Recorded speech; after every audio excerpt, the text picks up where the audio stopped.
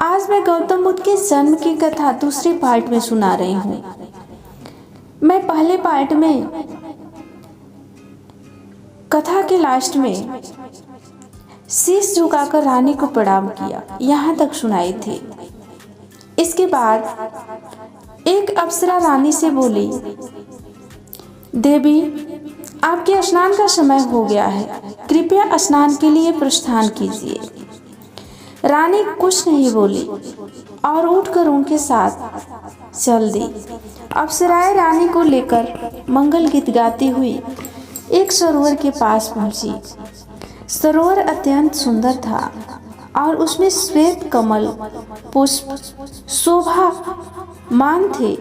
अप्सराओं ने रानी को लेकर सरोवर के मध्य खड़ा कर दिया और मलमल कर स्नान कराने लगी।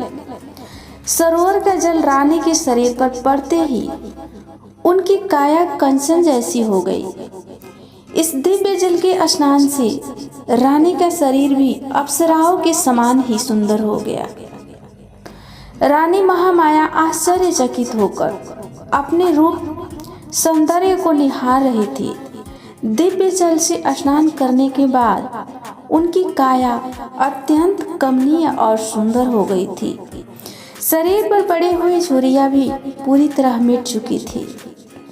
उन्हें ऐसा लगा था मानो उनका यौन दिव्य रूप राशि के साथ पुनः लौट आया हो।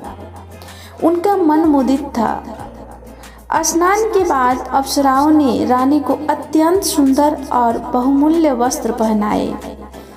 भिन्न भिन्न प्रकार के आभूषणों से उनका श्रृंगार किया।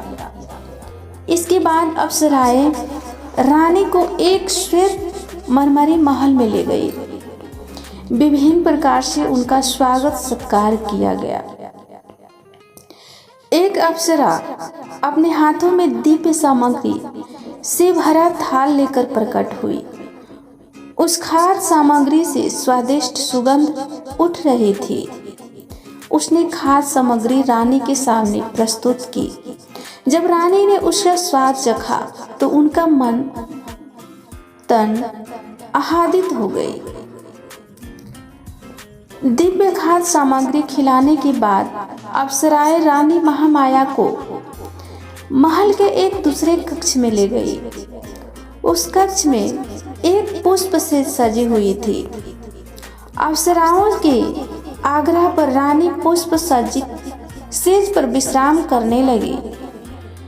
उस सेज के सामने ही रानी को एक स्वर्ण शैल और उस पर मंडराता सुंदर हाथी अपने अत्यंत निकट प्रतीत हुआ।